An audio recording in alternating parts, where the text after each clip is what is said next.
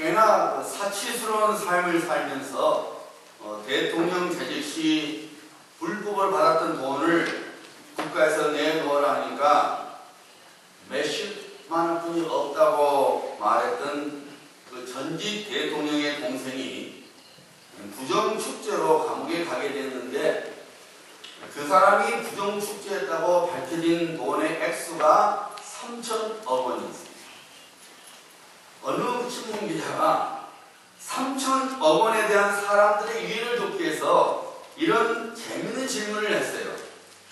3천억 원이라는 돈을 쌓아두고 매일 하루씩 100만 원씩 쓰면 그것을 다 쓰는데 몇 년이 걸리겠냐는 질문입니다.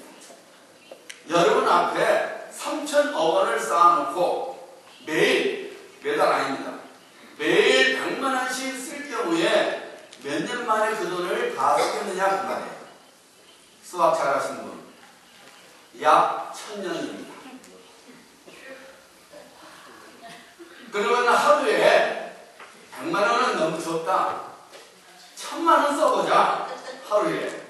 만불입니다. 그러면 몇 년 걸리는 거예요? 100년 걸리는 거예요. 누구든지 그렇게 살 수만 있다면 원더겠다 라고 말을 할 정도로 엄청난 돈을 그 사람이 갖고 있었습니다. 그런데 그 사람이 행복하게 살았습니까? 돈을 다 토해 놓아야만 했을 뿐만 아니라 감옥 징사를 져야만 했습니다. 1982년 3월 19일 어느 신문에 이런 기사가 떴습니다. 장애우를 돌보는 어떤 분이 돈이 없어서 사용하는 건물에서 쫓겨나게 되었다는 기사가 실리자 그 다음날 어떤 40대 여인이 190만 원을 해당되는 수표를 신문사에 가져와서 그 사람에게 전해달라고 했습니다.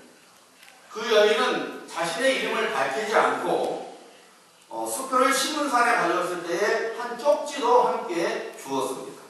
그 쪽지의 내용이 이랬습니다. 나에게는 중학교에 다니는 아들과 고등학교에 다니는 아들이 있는데 둘 다 전교에서 1, 2등을 다투는 수재들입니다. 하나님께서 이와 같은 아들을 둘씩이나 준 것은 자랑하거나 뽐내라고 하신 것이 아니라 이와 같이 나면서부터 장애가 있는 사람들을 도우라고 주신 것입니다. 그래서 집에 있는 돈 가운데 큰아이 대학 입학 준비금만 제외하고 모든 돈을 가지고 왔습니다. 이 돈으로 밀린 전세 집세도 내시고 연탄이라도 사서 불을 피우셨으면 좋겠습니다.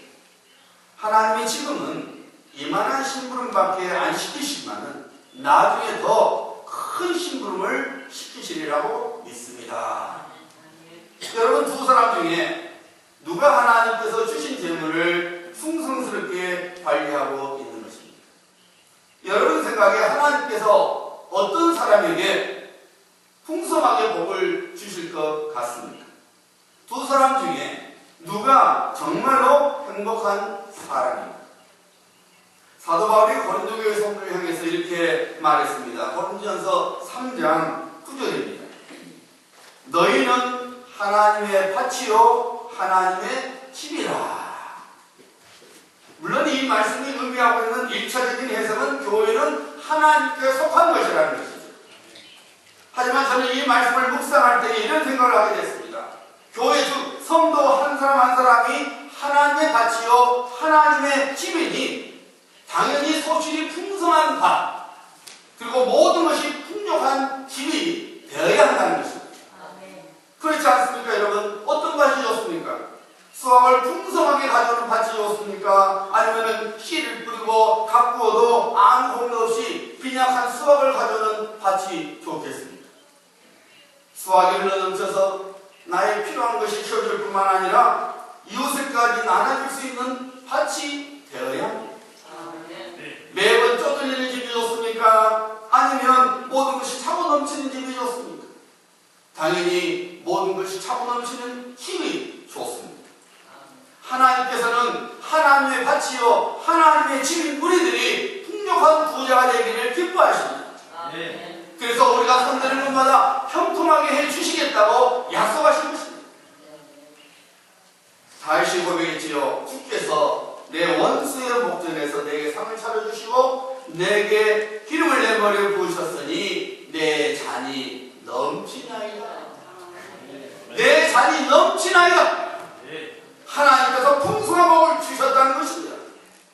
하나님의 이런 마음을 잘 알고 있었던 사도 요한은 그가 사랑하는 가룟 장로를 위하여 이런 축복 기도를 했죠. 사랑하는 자여, 내 영혼이 잘됨같이 범사에 잘되고 강건하기를 내가 간구하노라.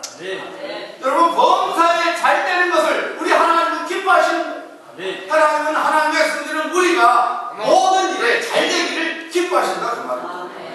그러므로 사랑하는 성도님들, 하나님께서 주시고자 하시는 재물의 복을 사모할 뿐만 아니라 받아야 합니다. 마귀는 우리들로부터 하나님께서 주신 이 복을 도둑질해가면서 우리를 약하게 만들고 우리를 가난하게 만들고, 하지만 하나님께서는 그리스도 예수 안에서 우리를 풍성하게 만들고자 하십니다. 내가 온 것은 너희로 양으로 생명을 얻게 하고 더 풍성히 얻게 하는 것입니다. 하나님은 우리가 주시기를 원하시더라고요. 여러분, 다시 말씀드리지만 가난하다고 해서 신령한 것이 아닙니다. 신령한 것들만이 하나님의 복이 아닙니다. 재물도 하나님께서 그의 사랑하는 자녀들에게 주시는 복입니다. 하나님께서는 착하고 풍성된 종에게 재물의 복을 주신다고 지난주에 말씀드렸습니다. 누가 착하고 풍성된 종이라고 성경은 선포하고 있습니까? 재물의 주인이 나 자신이 아니라 하나님이심을 인정하고 그 재물을 하나님의 선한 일에 충성되게 사용하는 사람이 착하고 충성된 종입니다. 착하고 충성된 종으로 살아가는 것이 하나님으로부터 재물 복을 받는 비결인 것입니다. 오늘도 계속해서 하나님의 말씀을 통해서 하나님께로부터 재물의 복을 받는 비결을 살펴보고자 합니다. 오늘 아침에 우리가 본 본문 말씀은 우리 예수님께서 말씀하신 어리석은 부자의 비유입니다. 오늘 본문 말씀을 보니까 한 부자가 소개됩니다. 얼마나 농사가 잘 됐는지 곡식을 쌓아둘 곳이 없을 정도였습니다. 고민했습니다. 야, 이 많은 걸 다 어디다 두냐. 그래서 있는 곡간을 헐고 더 훨씬 더 큰 곡간을 새로 지었습니다. 여러분, 이 비유를 요즘식으로 해석하면 이렇습니다. 한 사람이 열심히 일했습니다. 정말로 부지런히 일했습니다. 하나님께서 복을 주셔서 50만 불을 벌었습니다. 입이 귀에 걸칠 정도로 기뻤습니다. 그 돈으로 빌딩 하나를 샀습니다. 이건 내 복. 하나님께서 계속 재물 얻을 능력을 주셔서 또 50만 불이 생겼습니다. 그래서 또 빌딩 하나를 삽니다. 이것은 내 아들 목. 또 하나님께서 복을 주셔서 또 50만 불을 법니다. 또 빌딩 하나 삽니다. 이것은 내 딸 목. 세상적인 관점에서 보면은 이 사람은 분명히 성공한 사람입니다. 자기 신화를 이룬 사람입니다. 그런데 하나님께서는 전혀 다른 해석을 내리십니다. 20절 말씀이죠. 하나님이 이르시되 어리석은 자여, 어리석은 자라고 말씀하십니다. 왜 하나님께서 부자를 어리석은 자라고 부르셨습니까? 여기서 어리석다라는 말을 지능이 낮은 것으로 생각하면 큰 오산입니다. 본문 말씀에서 언급하고 있는 어리석음은 지능기수와 관계있는 물리적인 어리석음이 아니라 하나님께로부터 버림받은 영적 어리석음을 의미하는 거예요. 10편 14편 1절이죠. 어리석은 자는 그 마음에 이르기를 하나님이 없다 하는도다. 잠언 28장 26절입니다. 자기의 마음을 믿는 자는, 추러스한 자는 미련한 자요, 지혜롭게 행하는 자는 구원을 얻을 자니라. 그러니까 성경에서 어리석다는 말은 하나님을 마음에 두지 않는 것, 하나님을 믿지 않는 것, 하나님으로부터 버림받은 것이라고 합니다. 우리 하나님께서 인간적인 관점에서 봤을 때는, 세상적인 관점에서 봤을 때는 성공한 사람이요, 자기 신화를 이룬 사람을 부자를 가리켜서 이 어리석은 자예요. 하나님과 관계가 없다는 것입니다. 하나님으로부터 버림받았다. 우리는 어리석은 부자의 종말이 어떠한지를 누가복음 16장에 보면은 또 하나의 예수님께서 비유를 말씀하실 때에 부자와 거지 나사로를 통해 알 수 있습니다. 16장에 나오는 누가복음 16장에 나오는 부자에 대해서 이렇게 말하고 있죠. 한 부자가 있어 자색 옷과 고운 베옷을 입고 날마다 포함하게 즐기다. 여기서 자색 옷과 고운 베옷은 요즘 같으면은 최상급 브랜드 옷을 말합니다. 최고의 브랜드 옷을 입고 날마다 잔치를 벌였다는 거예요. 꿈에도 소원이 여러분이 그것입니까? 어쨌든 부자는 그렇게 살았어요. 그런데 여러분, 그의 종말이 어떻게 있었습니까? 누가복음 16장 23절입니다. 그가 음부에서 고통 중에 눈을 들어 그가 죽어서 지옥에 떨어지고 말았습니다. 얼마나 지옥불에서 고통스러운지 혀끝에 물 한 방울을 좀 찍어줬으면 그 정도로 고통 중에 있었습니다. 사랑하는 성도님들, 사람들로부터 바보 소리를 들을지언정 하나님께로부터 어리석은 자라는 말을 들어서는 결단도 안 됩니다. 하나님께로부터 어리석은 자라는 판결을 받게 되면 그 인생의 끝은 고통이 끊어지지 않는 지옥입니다. 이 진리를 성경은 분명히 선포하고 있습니다. 나중에서야 그때 믿을 걸 하고 때늦은 후회를 하지 마시고 지금 믿으시길 바랍니다. 다시 본문 말씀으로 돌아갑니다.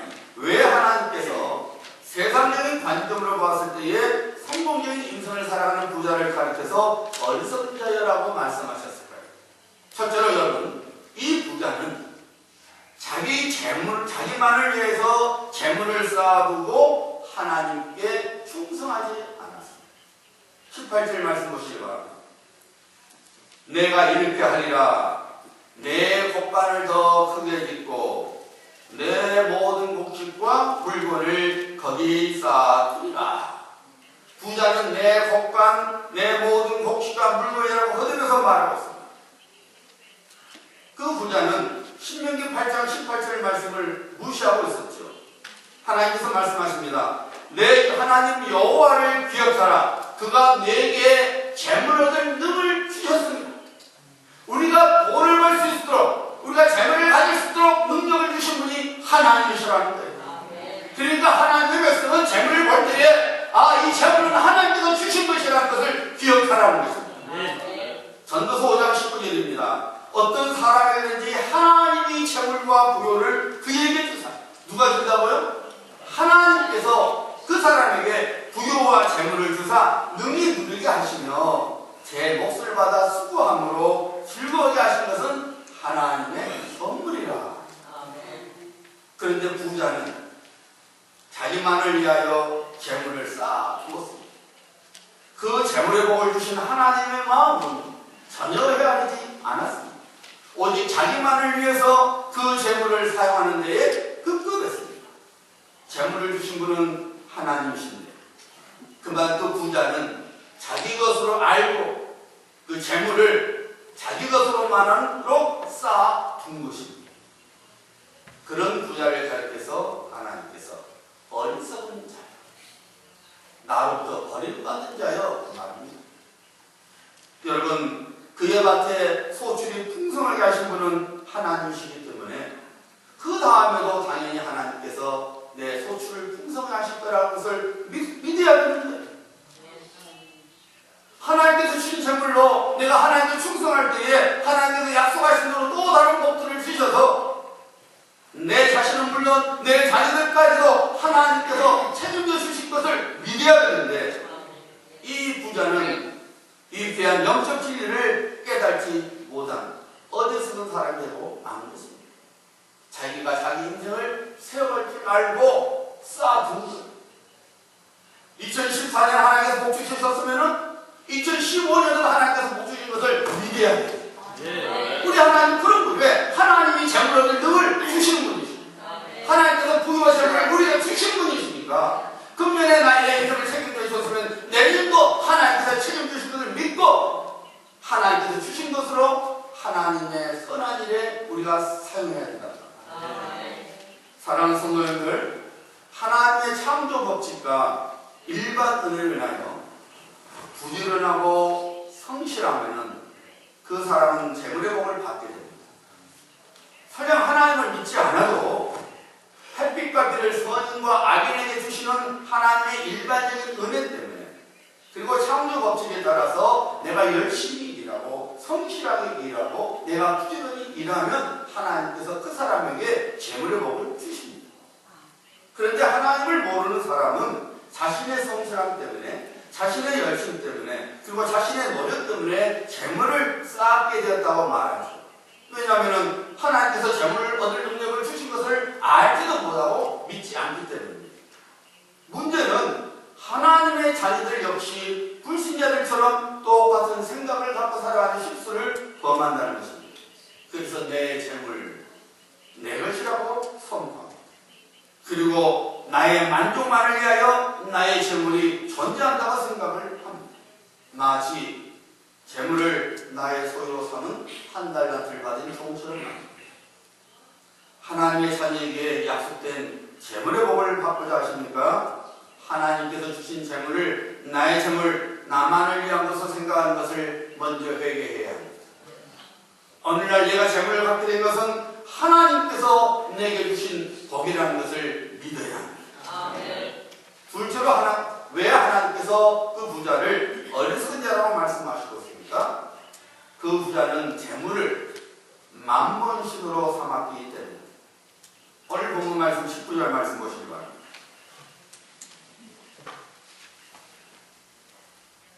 내가 내 영혼에게 이르되 영혼아 여러 해 쓸 물건을 많이 쌓았으니 평안히 쉬고 먹고 마시고 즐거워하자 하리라 하되. 마태복음 6장 24절입니다. 우리 예수께서 말씀하시죠. 한 사람이 두 주인을 섬기지 못할 것이니 혹 이를 미워하고 저를 사랑하거나 이를 중히 여기거나 저를 경히 여김이라. 너희가 하나님과 재물을 겸하여 섬기지 못하느니라. 우리 예수께서 말씀하시기를 너희가 하나님과 재물을 똑같이 동시에 섬기지 못할지니라. 여기서 재물은 단순한 물질, 즉 재물을 의미하는 것이 아닙니다. 돈을 의미하는 것이 아닙니다. 돈을 신으로 삼는 것을 의미합니다. 그래서 영어 성경에 보면은 머니로 나오는데 캐피탈 M, 대문자 M으로 씁니다. 그냥 단순히 돈이 아니라 그 돈을 나의 신으로 삼는 만몬신으로 삼는 것을 말합니다. 가나안 족속들이 풍요신으로 섬겼던 이 만몬신이 바로 만몬신. 그러니까 예수께서 말씀하신 것은 하나님과 만몬신을 한꺼번에 섬길 수 없다는 것입니다. 하나님을 섬기든지 아니면 만몬을 섬기든지 둘 중에 하나라는 것이죠. 로마서 6장 16절이죠. 너희 자신을 종으로 내주어 누구에게 순종하든지 그 순종함을 받는 자의 종이 되는 줄 너희가 알지 못하느냐? 우리가 하나님께 순종하면 우리는 하나님의 종이 되는 것이고, 만약 우리가 만몬에게 순종하게 되면 그 돈을 신으로 삼아서 하나님의 위치에 두면 우리는 돈의 종, 돈의 노예가 되고 만다는 것입니다. 마귀는 하나님의 사람을 미혹하여서 돈을 신으로 삼고 살아가게 만듭니다. 마치 돈이 인생을 좌지우지하고 우리가 바라는 행복한 인생을 살아가게 만들어주는 것으로 착각하게 만들어요. 그래서 성경은 분명히 경고하고 있죠. 돈을 사랑함이 일만하게 뿌리가 되나니. 이것을 탐내는 자들은 쉽게 말하는 거예요. 돈을 신으로 삼는 자는 미혹을 받아 믿음에서 떠나 많은 근심으로서 자기를 찔렀도다. 여러분, 분명히 재물은 하나님께서 주신 복이지만 이 재물을 자기의 신으로 삼는 자는 우상 숭배의 죄에 빠지게 되는 것입니다. 오늘날 만몬신은 사람들에게 이런 생각을 심어주고 있습니다. 만약 여러분들이 이런 생각을 갖고 있다면 여러분 역시 하나님을 섬기는 것이 아니라 만몬을 섬기고 있는 것입니다. 첫째로 만몬은 돈이면 모든 것을 해결할 수 있다라는 생각을 심어줍니다. 그래서 부정축지를 해서라도 돈을 가지고 하는 거예요. 돈만 있으면 다 해결되는 거예요. 하나님을 예배하고 하나님의 얼굴을 보아주고는 그래서 돈을 버는 데에 모든 관심과 열정을 쏟아 넣습니다. 두 번째로 마음으로 이런 생각을 심어줍니다. 돈이 나를 행복하게 해준다. 이 생각을 심어줍니다. 그래서 사람들을 비교의식 속에서 살아가게 만드는 거예요. 내가 남들보다 더 갖고 있거나 더 누리고 있으면 나는 행복한 사람이고, 내가 남들보다 덜 갖고 있고 덜 누리면 나는 불행하다고 생각하게 됩니다. 돈으로 그 사람을 평가합니다. 오늘날 수많은 결혼 생활이 왜 깨지는 겁니까? 바로 이 만몬이 심어준 생각입니다. 돈이 최고다는 거예요. 그래서 가정이 깨진 것입니다. 세 번째로 만몬은 우리 마음에다가, 그 사람 마음에다가 두려움을 심어줘서 인색하게 만듭니다. 미래에 대한 두려움을 심어줘서 재물을 하나님 뜻대로 사용하지 못하고 나만을 위해서 쌓아두게 만들어버립니다. 그러나 여러분 잊지 말아야 됩니다. 우리의 미래는 하나님의 손에 달려있습니다. 아멘. 그리고 하나님께서 좋은 것으로 우리 장래를 채워주십니다. 에레미야서 29장 11절 말씀, 잘 아는 말씀이죠. 여호와의 말씀이니라. 하나님께서 말씀하신다는 것입니다. 너희를 향한 나의 생각을 내가 하나니 평안이요 재앙이 아니니라. 너희에게 미래와 희망을 주는 것입니다. 그러니까 우리에게 두려움을 주는 것은 하나님이 아니라는 것입니다. 하나님께서는 우리에게 평강 주시기를 원하시고 우리가 미래가 있도록, 우리에게 소망이 있도록 해주신다는 것입니다. 그런데 만몬은 우리 마음에 두려움을 심어줘서, 미래에 대한 두려움을 줘서, 아이고 그래 내가 챙겨야지, 나만을 위해서 재물을 쌓아두게 만드는 것입니다. 그래서 하나님의 선한 일에 인색하게 만들어버립니다. 성령의 음성에 불순종하고 마는 것입니다. 넷째로 만몬은 어떤 생각을 심어주느냐? 지금 내가 소유하고 있는 것은 전부 내 것이라는 생각을 심어줍니다. 이건 내 것이야. 내가 아침부터 일어나서 밤늦게까지 수고해서 내가 얻은 거야. 내 것이야. 그러나 성경 분명히 선포하고 있죠. 하나님께서는 하나님의 것을 관리하도록 우리를 종으로 부르셨고 청지기로 부르셨고 그분의 뜻에 따라서 5달란트, 2달란트 그리고 1달란트를 맡겨주셨습니다. 비록 겉으로는 자동차와 집 등이 내 이름으로 등록되어 있다 할지라도 실상은 하나님께서 그 모든 것을 우리에게 맡겨주실 것이라 그 말입니다. 그래서 진실한 청지기는 그 모든 것을 하나님을 위해 사용하는 거예요. 여러분의 집이 비록 여러분의 이름으로 등록되어 있지만은 여러분의 집을 하나님의 뜻에 따라 얼마나 섬기시고 있습니까? 여러분의 집을 예배처럼 삼는 것을 여러분 기뻐해야 돼요. 우리 집에서 예배드리면 엉망이 될 텐데, 우리 집 지저분한데 애들이 와서 엉망 만들면 어떨까?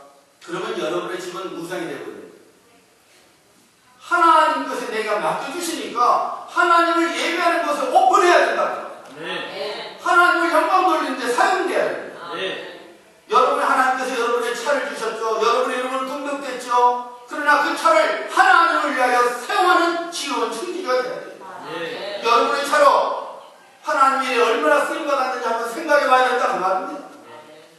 누군가가 교회에 올 수 있도록 태워주고 그 차를 통해서 하나님을 예배하는 데 열심히 모이고, 이것이 하나님께서 우리에게 주신 그 재물을 관리하는 거예요. 하나님 뜻대로 사용하는 거예요. 여러분 자동차나 집이나 여러분이 있는 모든 것을 우상으로 삼으면 안 되는 거예요. 디모데 6장 7절은 분명히 선포하고 있습니다. 우리가 세상에 아무것도 가지고 온 것이 없음에 또한 아무것도 가지고 가지 못하리니 하늘나라에 보화를 쌓는 삶을 살아가야 합니다. 그것이 뭡니까? 하나님께서 기뻐하시고 원하는 일에 인색하게 굴지 말고 하나님께 주신 재물의 복으로 물질을 사용하는 것을 말합니다. 다섯 번째로 만몬은 감당할 수 없는 빚을 지게 합니다. 요즘 한국의 젊은이들 문제죠. 미국도 그런지 모르겠습니다. 크레딧 카드를 야자장 갖고 있죠. 이 카드 다 싸고 빚지면 어떻습니까? 다른 크레딧 카드로 떼우고 또 이 카드 떼도 또 다른 카드로 떼어가고 뱅글뱅글 돌아가고 자기가 갖고 있으면 재정 한계가 있어야 되는데 그러지 못하는 거예요. 그냥 써요. 크레딧 카드를 받고 또 다른 크레딧 받고 또 크레딧 받고 사는 거예요. 여러분, 만약에 여러분 그렇게 살아가게 되면 그 돈의 노예가 되어버리는 거예요. 어떻게 하면 이 다리를 또 메꾸지? 온 관심이 거기에 가는 거예요. 하나님을 찾는 일, 내 영적인 생활에 도저히 관심이 가질래 가질 수 없는 거예요. 마귀는 그렇게 해서 우리의 마음을 뺏어가버려요. 하나님을 향한 눈을 빼앗아가지고서는 아이고 이거 어떻게 메꾸지? 온통 그 일에 쏟아내려 가는 거지. 여러분 혹시 재정적으로 어려움을 당하고 있으면은 여러분의 지출 내용을 잘 살펴봐야 돼요. 하나님의 사람은 지혜로워야 합니다.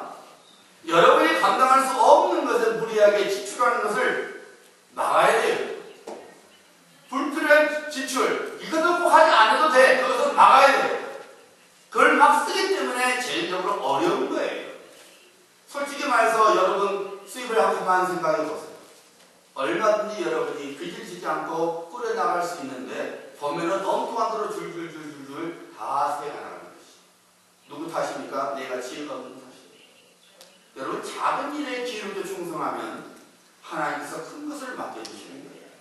우리가 줄줄 세어나는 걸 내가 막아야 돼요. 하나님 있습니다. 한 방울에 쳐줄 줄 믿습니다. 그 믿음 아니에요. 아멘이야. 그 믿음이 아니에요. 하나님이 주시지만은 우리가 하나님 주신 기회를 가지고 하나님이 주신 물질을 우리가 잘 관리해야 된다고. 빚지는 삶을 살면 안 돼요. 빚지는 삶을 살아가면 그 빚에 종이 되고 마는 거지. 만물은 그렇게 하는 거예요. 교회도 마찬가지입니다. 교회가 감당할 수 있는 일을 해야 해요. 물론 우리가 믿음으로 당연히 해야 되지만 그 우리의 믿음을 뛰어넘는 너무 감당할 수 있는 것을 하게 되면 오히려 그것에 종이 되어서 교회가 시끄러움 나고 교회가 무너지는 것입니다. 하나님 주신 물질을 우리가 잘 관리하는 것은 바로 작은 일에 충성하는 것이고 그 작은 일에 충성할 때 하나님께서 더 많은 것으로 채워지는 역사가 이루어지는 것입니다. 본문 말씀 속에 나오는 어리석은 부자는 만문에게 사로잡힌 전형적인 모습을 보고 있죠. 돈이면 모든 것을 해결할 수 있다는 생각, 돈이 나를 행복하게 해준다는 비교의식, 두려움으로 인한 인색함, 내가 갖고 있는 것이 전부 내 것이라는 생각 등을 갖고 있었습니다. 그런데 이런 어리석은 부자가 정말로 자기 생각대로의 인생을 살았습니까? 그렇지 못하는 것을 우리 예수께서 분명히 말씀하셨죠. 20절 말씀 보시기 바랍니다.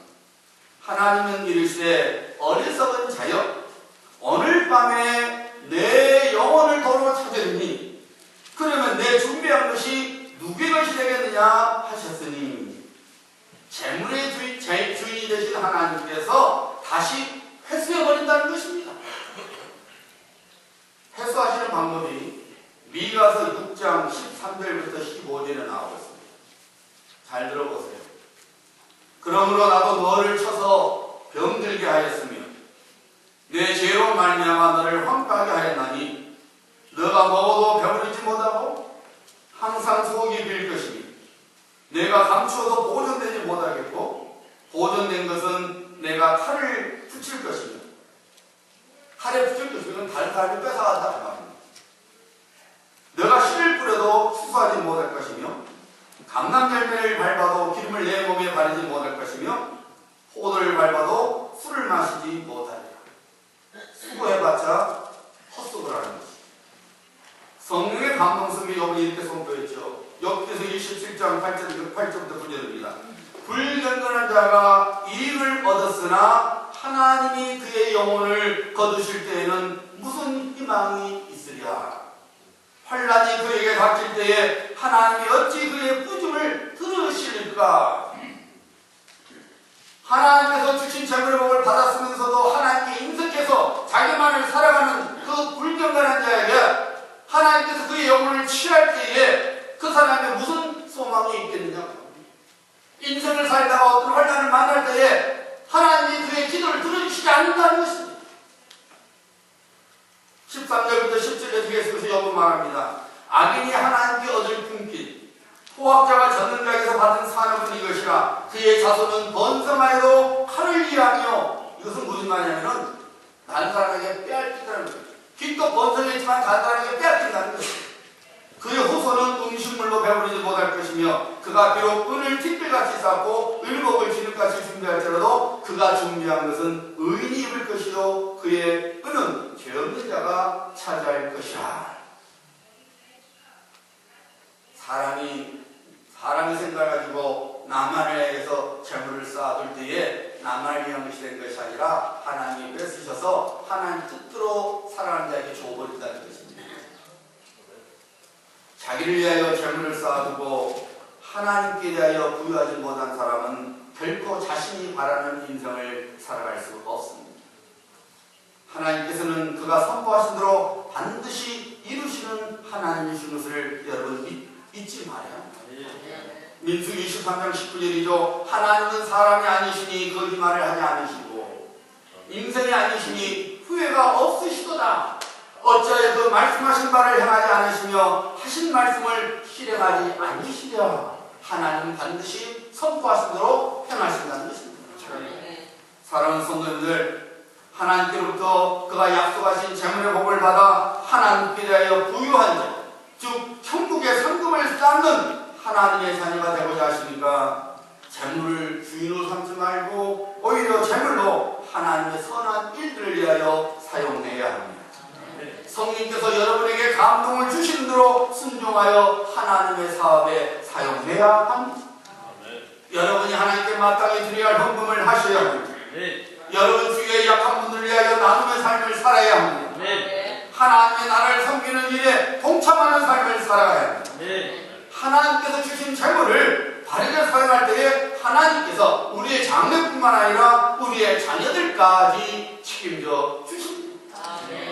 잠언서 13장 22절 말씀이 바로 그 약속이죠. 선인은 하나님 뜻대로 살아가는 자, 하나님 뜻을 순종하는 자란 말이죠. 그 산업을 자자 성손에게 비춰도 죄인의 재물은 의인을 위하여 쌓이느니라. 우리가 주신 재물을 하나님 뜻대로 잘 지혜롭게 사용하면은 우리 자자손손이 하나님께서 복 주신다는 것입니다. 그러나 그렇지 못하고 나만을 위하여 쌓아둘 경우는 그 쌓은 재물이 나만을 위해서 했는 것도 아니고 내 자녀를 위해서 했는 것도 아니라 하나님 뜻대로 사는 자에게 돌아가 버린다는 것입니다. 하나님께서 말씀하신 것입니다. 하나님의 말씀에 순종하여 아프리카 탄자니아 선교사님에게 안경 구입을 드렸더니 하나님께로부터 4,800만 원어치 안경을 공급받았던 그 자매님이 이런 간증을 했어요. 이분이 믿음은 있었지만 물질 관리를 기록하지 못해서 50억 원의 빚을 졌어요. 500만 불 빚을 진 거예요. 그런데 이분이 정말 믿음으로 하나님의 말씀을 붙잡고 하나님 말씀대로 하나님이 주신 대로 사용했어요. 그랬더니 하나님께서 1년 만에 50억의 빚을 갚아가시고 1억 2천만 원이 남게 하셨어요. 그래서 이분이 너무 기뻤어요. 물론 빚을 갚은 것도 기뻤지만 정말 하나님의 말씀대로 했더니 하나님께서 복 주신 것을 경험하니까 너무너무 좋았어요.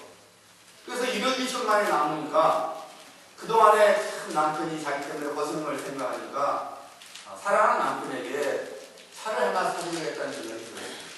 그래서 남편에게 말했어요. 여보, 하나님께서 우리가 복을 주셔서 참 큰 빚을 받고 1억 2천만이나 남겨주셨는데 당신 그동안 얼마나 고생했어. 그러니까 내가 당신을 위해서 자동차를 사줄 테니까 차를 알아봐. 그러니까 제 남편이 차를 알아보기 시작한 거예요. 1억 2천만 원짜리 사려니까 아무나 할 수는 없잖아요. 이 BMW가 좋을까, 넥서스가 좋을까, 벤츠가 좋을까 알아보는 거예요. 근데 이제 하루는 자매님이 늘 새벽마다 일어나서 기도방에서 기도를 하는 자매님인데 그날도 어제 기도방에 기도하는데 성령께서 말씀하시더래요. 사랑하는 딸아, 내가 네게 맡겨준 돈이 있지? 예? 그 1억 2천만 원. 벌써 한 거야. 그러니까 그 돈, 그럼 내가 맡긴 돈, 저 성교사님들 차 사야 되니까 네 분 성교사님들 다 보내라. 하나님 말씀과 순종해야 되는데 문제는 남편이에요. 남편에게 차 사야 되는데 남편이 좀 붕 뜨고 있을 텐데 여보 하나님이 차 사지 말래. 그 말 하기가 좀 미안하기도 하고 이상한 거예요. 그렇지만 어떻게 하나님께서 말씀하셔서 순종해야지. 여보 차 결정했어요? 아니 한두 군데 더 보고 최종적으로 결정이 될 거야.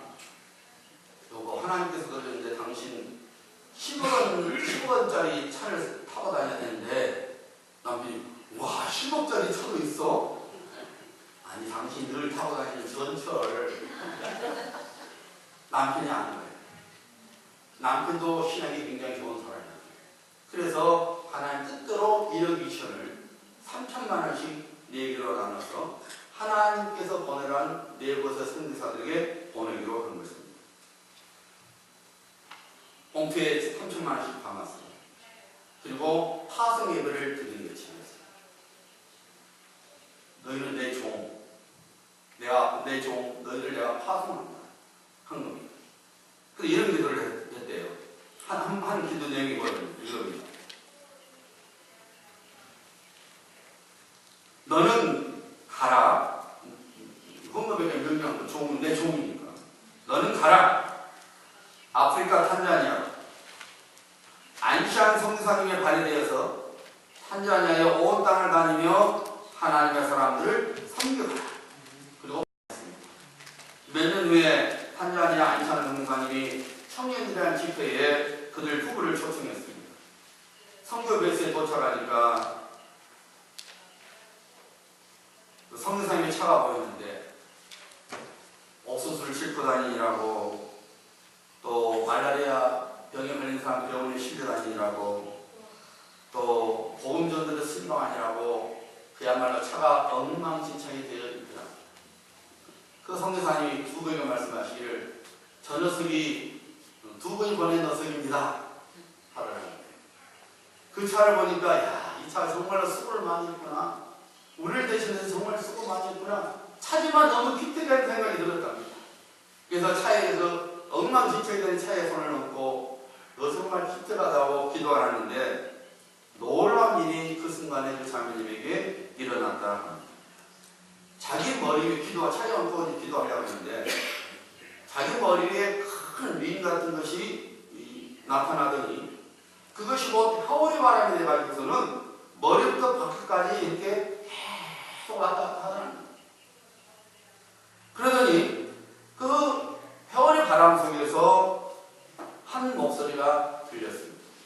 미진아, 그 사람이 너가 파송한 이 노예의 모든 수고는 그날의 내 상급으로 기록될 것이다. 또한 함께 수고한 안시안 선교사님의 상급으로 기록될 것이다. 그 자매님은 신비한 경험도 경험이지만은 하나님의 계산법에 놀랐다는 것입니다. 헌금한 3천만 원이 상급으로 계산된 줄만 아는데 그 자동차의 수고로 구원된 영혼의 상급까지 전부 자신의 상급으로 계산해 주시는 하나님의 계산법에 놀라웠다는 것입니다. 사랑하는 성도님들, 다시 말씀드리지만 우리는 하나님의 밭이요 하나님의 집입니다. 그러므로 풍성한 수확을 거두는 밭이 되어야 합니다. 넉넉하게 다른 사람들에게 능히 줄 수 있는 부잣집이 되어야 합니다. 하나님께서는 우리 이들에게 신령한 목사뿐만 아니라 재물의 복을 주셔서 하나님의 나라를 위하여 우리 한 사람 한 사람을 사용하시기를 원하십니다. 그러므로 우리는 하나님께서 주시는 재물의 복을 받아야 합니다. 누가 그 재물의 복을 받게 됩니까? 자기를 위하여 재물을 쌓지 않고 하나님께 대하여 부유한 자가 재물의 복을 받게 됩니다. 그러므로 재물을 나의 것으로 여겨 나만을 위하여 쌓는 어리석은 자가 되지 말아야 합니다. 재물을 하나님을 대신하는 신으로 삼지 말아야 합니다. 오히려 재물을 종으로 삼아서 내 노예로 삼아서 하나님을 위해 보내는 자가 되어야 된다. 사랑하는 성도님들, 오늘 아침 성령님께서, 지금 이 시간에 성령님께서 오늘 아침 설교를 통해서 어떤 음성을 여러분에게 들려주시고 계십니까? 어떤 도전을 주시고 계십니까? 그 음성에 순종하시라. 그래서 더 많은 것들을 하나님께로부터 받아서 더 큰 상급을 이 땅 위에서 쌓아가는 지혜로운 성도님들 다 되시기를 우리 주 예수 그리스도 이름으로 축복합니다. 기도합니다.